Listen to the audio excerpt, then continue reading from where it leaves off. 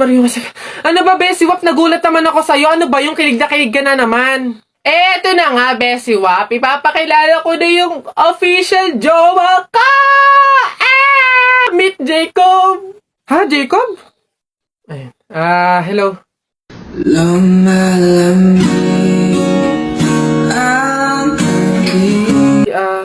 Siya yung boyfriend mo? Iyo! Kaya nga, hindi ko pa naipakilala sa'yo kasi nga, hindi pa naman kami, MU pa lang kami, no? Pero ngayon, kami na talaga, kaya... Sorry. Bessie Wap, okay ka lang ba? Okay lang ako. Stay strong. Congrats sa inyong dalawa. Mauna na ako, ha? Sige.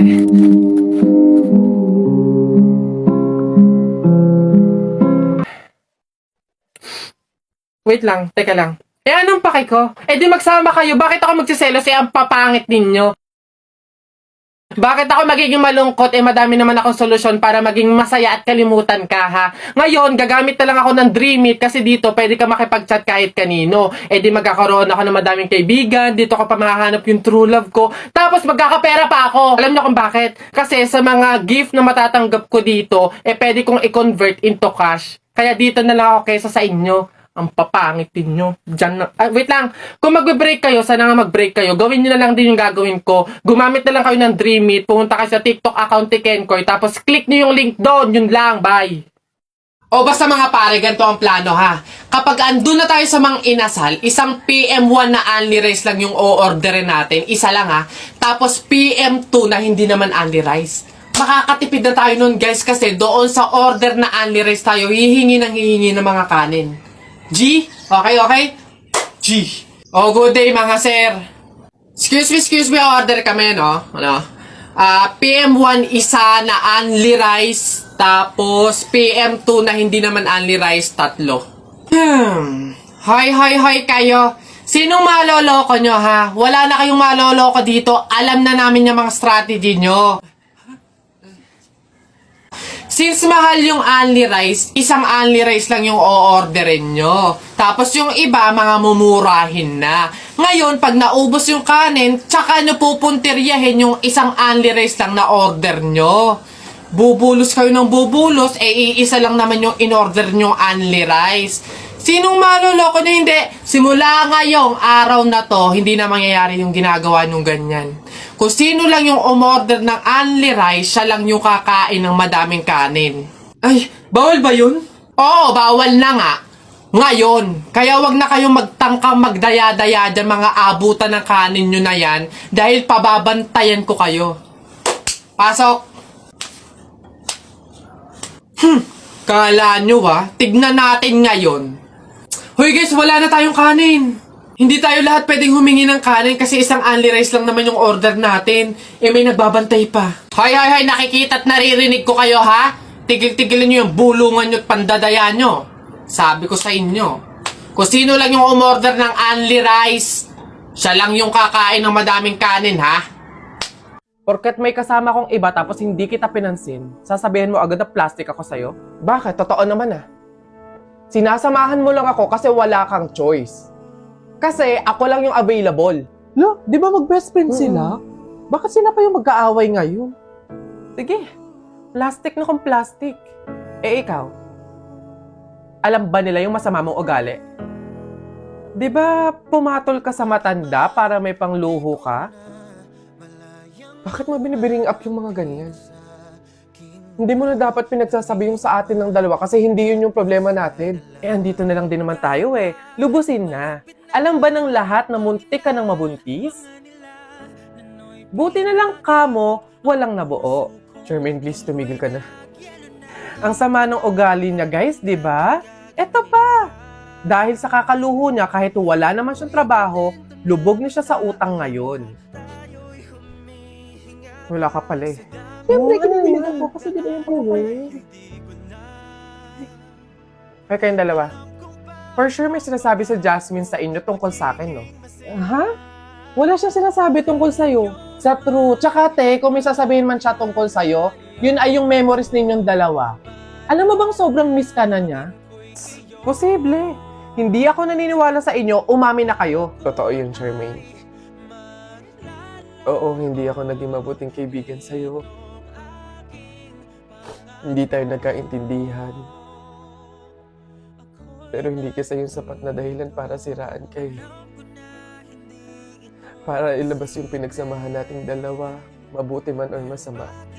Ayoko kasi na magmumukha kang masama sa mga tao. Ayoko may masasabi silang masakit sa'yo. Alam mo kung bakit? Kasi kaibigan kita eh. Paghiwalayin man tayo ng tadhana dahil sa mga pagsubok at problema ng isang pagkaibigan, kaibigan pa rin kita at mahal na mahal kita.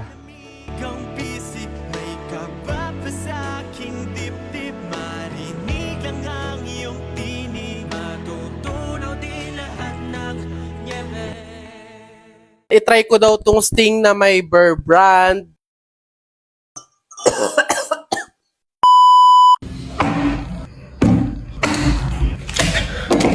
Howdy people! So, ayan, nakita ko to sa comment. Wait lang. Nakita ko to sa comment. Ayan, i-try ko daw tong Sting na may Burr brand. Hindi ko alam kung prank ba to, kung nagloloko ba to, kung okay pa ba to yung pag-uutak nito. Pero yeah, try natin. Ngayon ko lang to narinig. Hindi ko alam kung anong lasa nito. Pero yeah. Ah! Meron tayong baso, Burr brand, yung ating gagamiting gatas. Tapos yung Sting, syempre. Also, yellow. Anong lasa nun? Try na natin! Hot water, pangtunaw nung ano natin, gatas. Again, hindi to brand collaboration or sponsor, pero bakere man! Next, yung Burr brand naman, or yung gatas natin gagamitin. Siyempre, haluin! Hindi ko talaga ma-imagine, di. Ngayon, iniisip ko ano magiging lasa niya. Wala talaga, hindi ko siya ma-imagine. Sino nag-isip nito? Usap kami. Hoy, bakla, hinahamon. Tunahin na natin yung Sting. Alam niyo mga people, ito lang yung first time na iinom ako nito. Sting, bikene men. Hindi ko alam kung kagano kadami. Kung lahat ba to or babawas lang ba ako. Comment down below. Wait ko.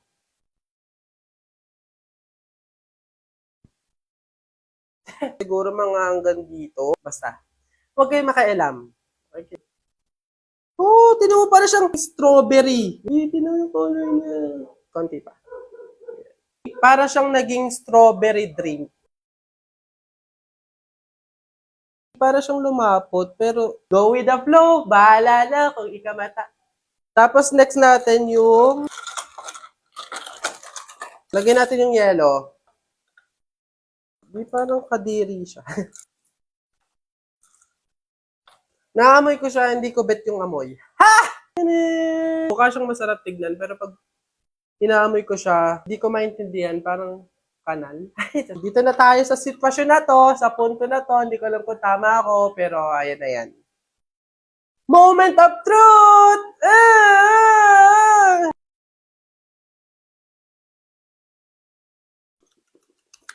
Parang panis na gatas.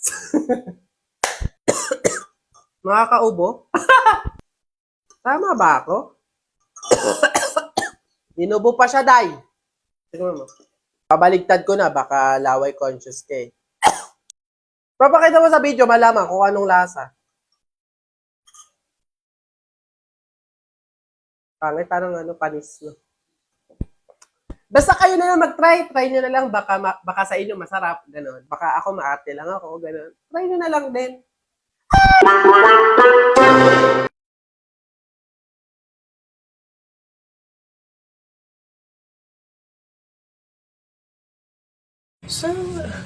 Oh, oy anak! Ano yung ginagawa mo? Bakit ka dyan kumakain sa dilim, ha? Alam mo, bawal yan, pamahiin yan. Hindi ka daw pwedeng kumain ng pagkain sa dilim. Mabubulag ka daw.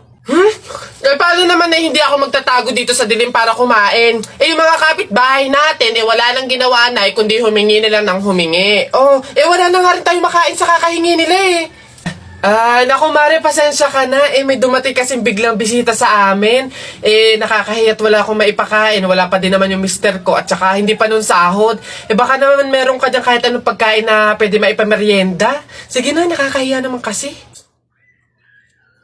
Oo nga naman, Mare. Ako naman, naubusan na ako ng bigas. Nakakahiya namang ulit mangutang kina Ate Telay. Gawa nga ng 3 kabang bigas na yung utang ko doon.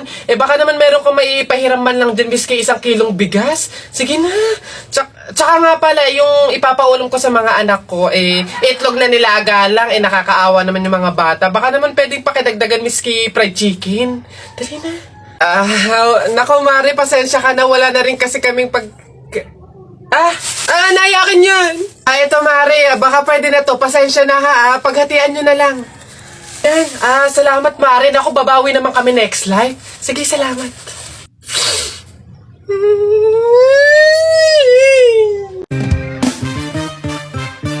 Hindi naman inaakalang ikaw pala ang makakasama. Ang hanap ko noon, ibang-iba sa ngayon.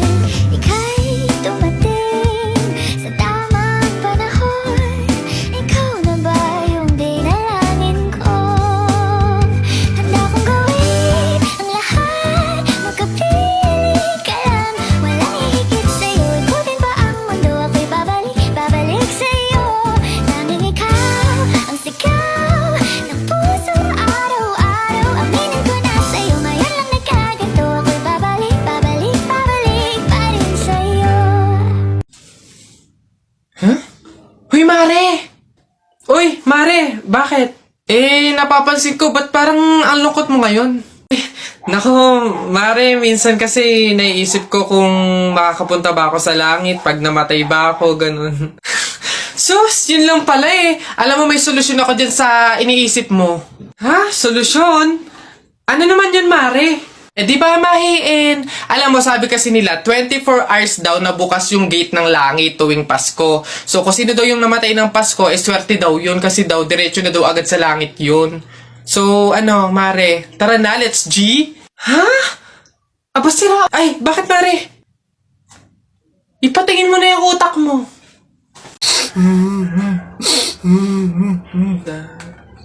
O, ba't ka umiiyak? Sa Jepoy, kuya, tinalo ko sa flip top. Hindi porke konti lang alam ko sa flip top ang yabang-yabang na. Hina mo naman, pare, yan lang iiyakan mo. Hindi mo na itanong nung bata kami. Maning-maning sa akin yung mga flip top na yan. Ituro mo sa akin yung Jepoy na yun, ako kamukha kalaban sa kanya. Eto kuya, Oh, sipon. Ikaw pala nagpaiyak sa kapatid ko dahil tinalo mo sa flip top? Ngayon magkakaalaman ako kalabanin mo, G? Sige kuya, basta walang pikunan laki-laki mo sige, ako unang banat nakita ko nanay mo nasa Hong Kong. Hindi nakauwi kasi ginawa ni King Kong! Para yun lang ito kuya. Nakita ko tatay mo nakatago sa kumot. Pinahidan ko ng kulangot. Biglang naging panon! Kuya? Sus, waepek. Ito, nakita ko tong batang to sa kanto. Binato ko ng trumpo, naging engkanto! Nakita ko nanay mo bumili ng itlog. Binato ko yung ulo, yung bukol, bilog na bilog! Wait lang. Nakalimutan ko, wait lang. Wala ka na pala Ito pa, meron pa ako. Short mo ube, t-shirt mo ube, palakpakan ng bagong pulube! Wala ka na. Ito pa. Nakita ko nanay mo nasa Makati. Buntis na nangangarati! Bayabangan ng patong tuwa, suntukan na lang!